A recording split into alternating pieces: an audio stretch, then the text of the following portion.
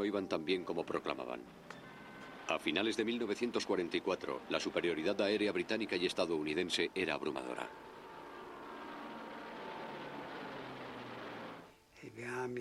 En nuestro escuadrón, en los años 44-45, perdimos más de 70 pilotos.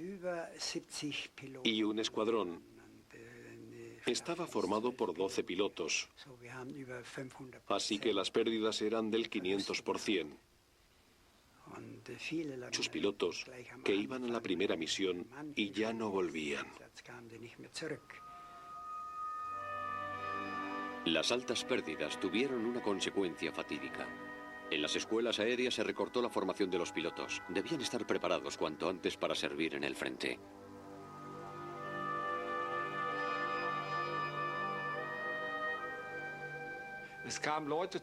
Nos venía gente que apenas si sabían planear y debíamos convertirlos en pilotos de caza. No era fácil, la verdad. A aquellos jóvenes que llegaban les enseñaba a volar.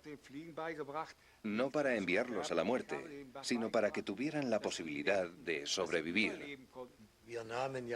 Aceptamos muy bien a los nuevos pilotos. Nuestra actitud era incluso paternal. Lo cierto es que sabían volar. Habían recibido una formación igual que nosotros. Venían de la escuela de pilotos de caza. La verdad es que los recibíamos con los brazos abiertos. Los jóvenes aprendices de pilotos formaron parte de estos cínicos experimentos. Se les enviaba a misiones de acción total, comandos en los que las posibilidades de supervivencia eran aún menores.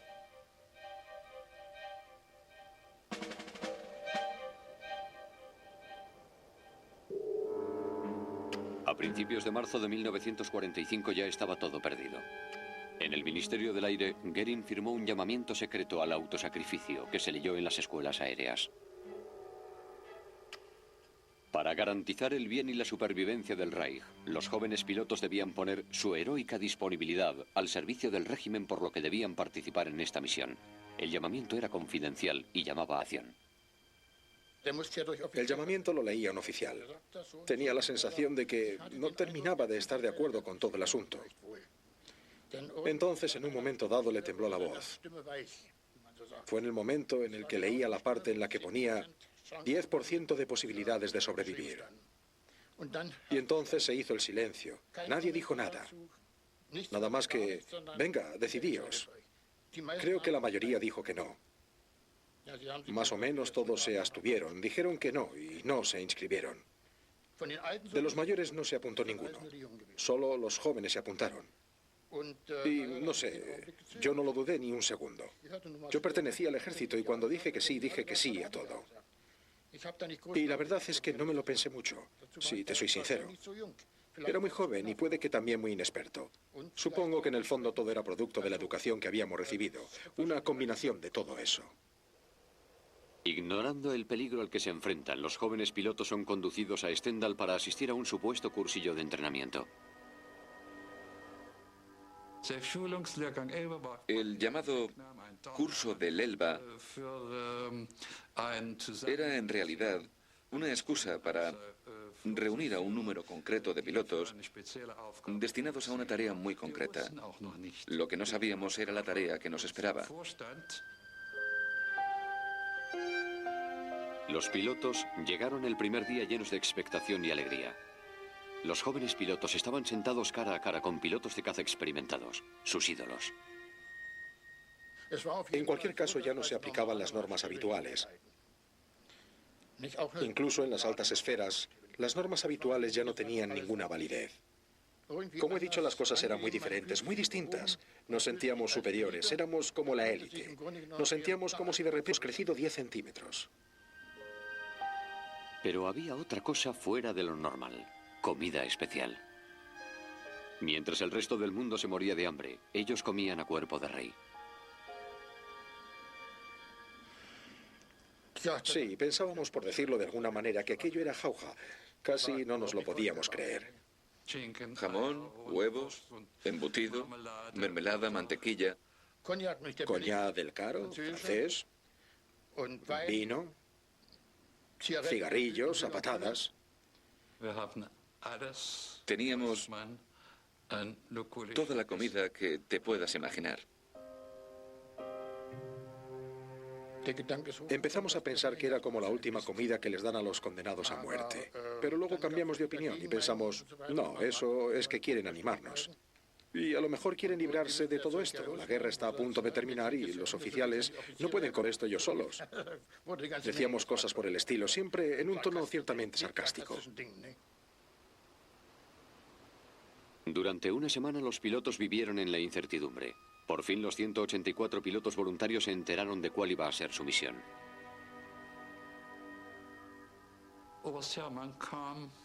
Vino el coronel Hermann después de haber estado una semana en Stendal y nos contó que nuestra misión consistía en destruir los 4 motores de los bombarderos enemigos. Teníamos que ejecutar un choque espectacular. No se trataba de rozarlos un poco, como habían hecho las tropas anteriores con los Focke-Wulf 190. No hablaban de cerrar los motores con las hélices de nuestros aviones y demás. El bombardero tenía que quedar destrozado. Así es como debía ser, y era lo que teníamos que hacer. Goering soñaba con dar el golpe definitivo. Más de 100 pilotos alemanes debían destrozar los bombarderos estadounidenses con sus aviones. Las tropas alemanas sembrarían el pánico y los aliados suspenderían los ataques aéreos contra Alemania. Sin embargo, los pilotos alemanes no tenían ninguna posibilidad de sobrevivir a los ataques. No obstante, no tardarán en respirar aliviados. Lo único que sé es que cuando salimos solo sabíamos que teníamos que chocar, nada más que eso. Lo único que teníamos que hacer era chocar y punto. Para mí fue un alivio, porque yo me había imaginado otra cosa. A saber qué me había imaginado yo que nos iban a hacer. Salí pensando, chocar. Solo tenemos que chocar. ¿Y qué pensó que podía haber peor que eso? Bombas humanas. Sin embargo, las altas esferas no los veían como bombas humanas. Hitler se muestra escéptico. Los pilotos que se dirigían a una muerte segura habían prestado un juramento e iban a perpetrar un último ataque, llevados por la desesperación. Sin embargo, debían mantener los ánimos altos. Los pilotos iban a morir como héroes. Los pilotos recibieron un último consejo. Justo antes de la colisión debían saltar en el paracaídas.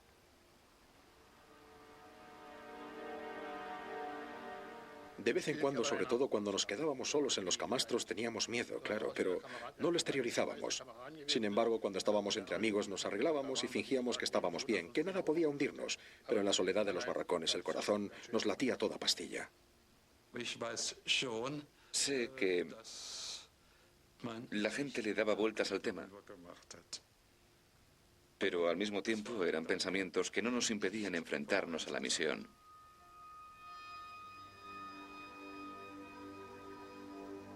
Las ciudades estaban destrozadas. Los bombarderos seguían atacando. No había unidad en la que no hubiera un compañero que hubiera perdido algún miembro de su... También lo sabía que estaban enfadados, tenían una rabia tremenda. Si los hubieran dejado, habrían hecho cualquier cosa. Dicho de otro modo, había un ambiente de ira y rabia. Y debo reconocer que a mí me pasaba lo mismo. La propaganda alimentaba la agresividad de los jóvenes pilotos. El régimen presentaba a los Estados Unidos como el gran enemigo. Nos pusieron un documental que nos mostraba la tasa de paro que había en Estados Unidos y nos dijeron que eso era lo que traía el capitalismo. Die Werktätigen in Roosevelts Vereinigten Staaten arbeiten für gigantische Kapitaltrusts. Mit anderen Worten, für einige wenige Millionäre oder Milliardäre in New York oder Florida. Sie erhalten dafür einen Hungerlohn, von dem sie weder leben noch sterben können. Was aber soll werden, wenn das Gefühl soziale Unrecht in diesem Lande einmal Gestalt annimmt? Wenn der freie Amerikaner seine Blicke nach oben richtet und erkennen muss, Juden sehen dich an.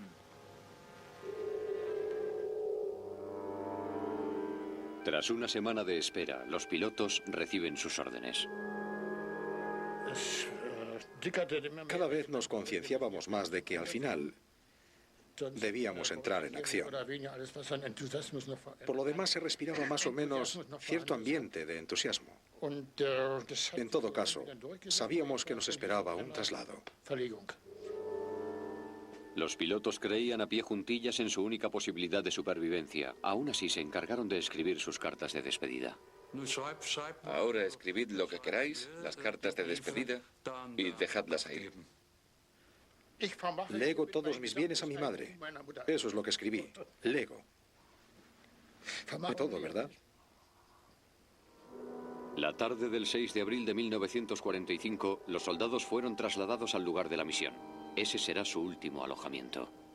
Llegamos a unos barracones de madera. Las camas estaban listas y terminadas. La verdad es que cuando llegamos, lo que necesitábamos era descansar y dormir. Pero ninguno podíamos dormir. Pero no nos dejaron. Nos hicieron desfilar y pasear. Debían debilitar nuestra voluntad.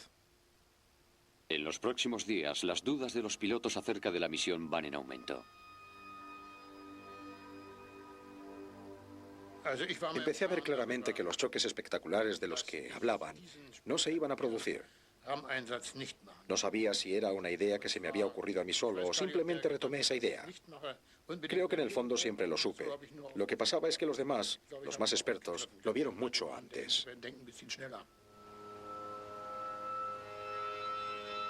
La inquietud fue en aumento cuando los pilotos se enteran de que sus aviones se están preparando en una Arcana. Estaban construyendo las armas. Los pilotos no debían tener ninguna posibilidad de combatir, sino solo de chocar. Muchos aviones ya no son válidos para la misión. En las últimas semanas de la guerra, las piezas de repuesto escaseaban. Poco a poco, la Luftwaffe se estaba desintegrando. Un tercio de los pilotos no podrán volar en la misión. Entre ellos se encontraba Fritz Markaseffel, que vivió los acontecimientos desde tierra firme. En el momento del despegue, ondeaba